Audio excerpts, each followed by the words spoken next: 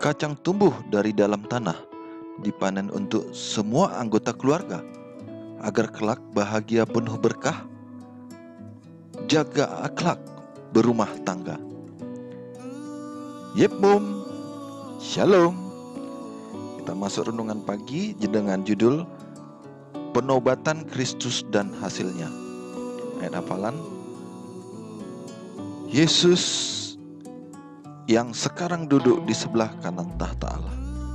Ibrani 12 ayat 2. Kenaikan Kristus ke surga adalah tanda bahwa pengikutnya harus menerima berkat yang dijanjikan. Untuk itu mereka harus menunggu sebelum mereka memasuki pekerjaan mereka. Bila Kristus melewati gerbang-gerbang surga, ia dimahkotai di tengah pemujaan malaikat-malaikat. Segera sesudah upacara ini selesai, Roh Kudus turun ke atas murid-muridnya dalam kelimpahan dan Kristus sesungguhnya sudah dimuliakan. Bahkan dengan kemuliaan yang dipunyainya dengan Bapa dari segenap kekekalan. Kecurahan di waktu Pentakosta adalah komunikasi surga sehingga pengurapan juru selamat telah dilaksanakan. Sesuai dengan janjinya, Ia telah mengutus Roh Kudusnya dari surga kepada para pengikutnya sebagai tanda bahwa Ia sebagai imam dan raja menerima segala kekuasaan di surga dan di atas bumi ini, dan telah diurapi menjadi seorang dari umatnya. Selama kehidupannya di dunia ini, Ia telah menabur benih kebenaran dan telah menyiraminya dengan darahnya. Pertobatan yang terjadi pada hari Pentakosta adalah akibat penaburan ini. Tuaian pekerjaan Kristus menyatakan kuasa pengajarannya. Pekabaran rasul-rasul sendiri, meskipun jelas dan meyakinkan, tidak akan menghilangkan prasangka yang telah menahan begitu banyak bukti, tetapi Roh Kudus menjelaskan pekabaran ke dalam hati dengan kuasa ilahi. Perkataan rasul-rasul adalah sebagai anak panah yang tajam dari Yang Maha Kuasa, menghukum manusia dari kesalahan mereka yang mengerikan dalam menolak dan menyalibkan kemuliaan Tuhan. Di bawah pendidikan Kristus, murid-murid telah dituntun untuk merasa keperluan mereka akan Roh itu. Di bawah pengajaran Roh, mereka menerima kecakapan terakhir dan pergi kepada pekerjaan seumur hidup mereka. Mereka tidak lagi bodoh dan tidak beradab. Mereka tidak lagi tanpa pengetahuan dan tidak berperadaban. Tidak lagi pengharapan mereka berdasarkan atas kebenaran duniawi. Mereka dengan sehati dan sejiwa. Baca Kisah Para Rasul 2 ayat 46 dan 4 ayat 32. Kristus memenuhi pikiran mereka. Kemajuan kerajaannya adalah tujuan mereka. Dalam pikiran dan tabiat itu telah menjadi seperti Tuhan mereka. Hari Pentakosta membawa mereka kepada penerangan surga, kebenaran-kebenaran yang tidak dapat mereka pahami ketika Kristus berada bersama-sama dengan mereka. Sekarang terbuka dengan iman dan jaminan yang mereka belum ketahui sebelumnya. Mereka menerima ajaran dari sabda yang kudus. Dikutip dari Alfa dan Omega jilid 7 halaman 33 dan 38. Ia adalah Raja kemuliaan. Sebab itu, marilah kita dengan penuh keberanian menghampiri tahta kasih karunia, supaya kita menerima rahmat dan menemukan kasih karunia untuk mendapat pertolongan kita pada waktunya. Ibrani 4 ayat 16. Tempat kudus di surga adalah pusat pekerjaan Kristus demi manusia. Tempat kudus itu menyangkut setiap orang yang hidup di dunia ini. Ia memperlihatkan rencana keselamatan, membawa kita kepada akhir zaman dan menyatakan isu kemenangan dalam pertikaian antara kebenaran dan dosa. Adalah sangat penting agar semua menyelidiki pokok pelajaran ini dan sanggup memberi jawaban kepada setiap orang yang bertanya mengenai pengharapan yang ada pada mereka.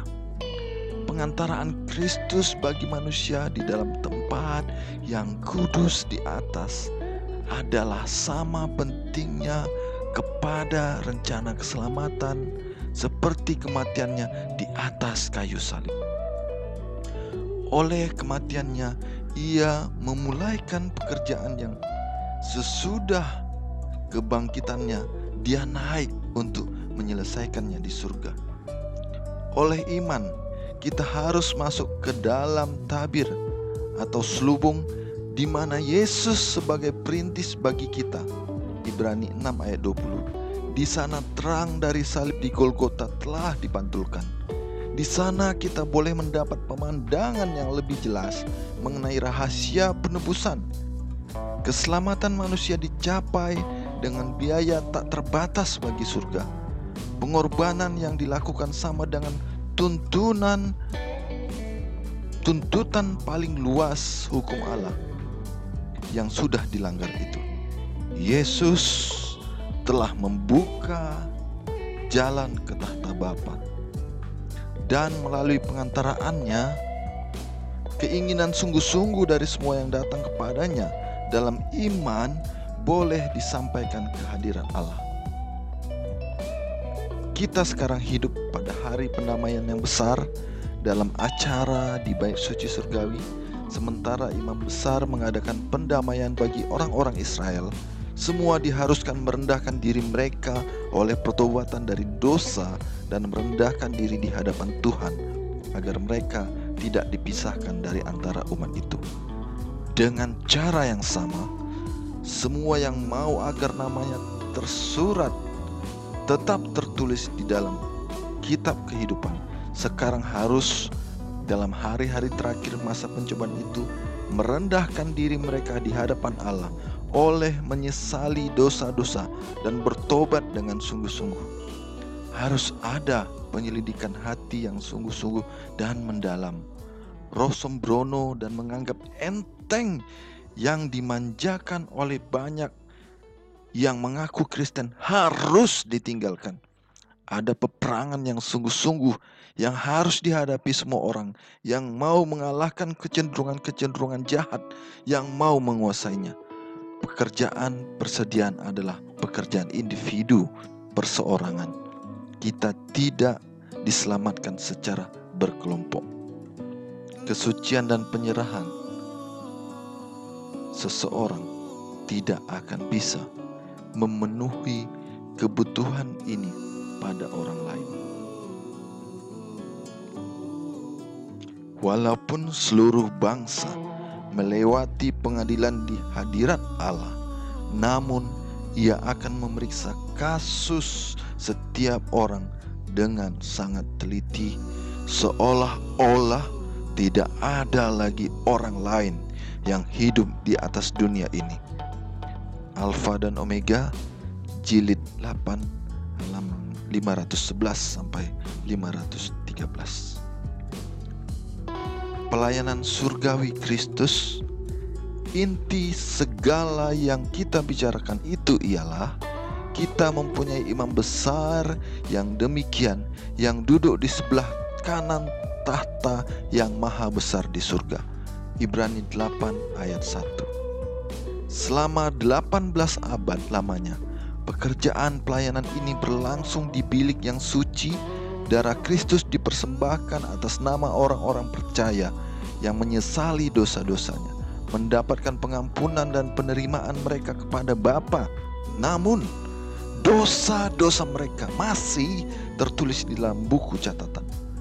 Sebagaimana dalam upacara lambang, ada pekerjaan pendamaian pada akhir tahun, demikian juga sebelum pekerjaan Kristus untuk menebus manusia diselesaikan,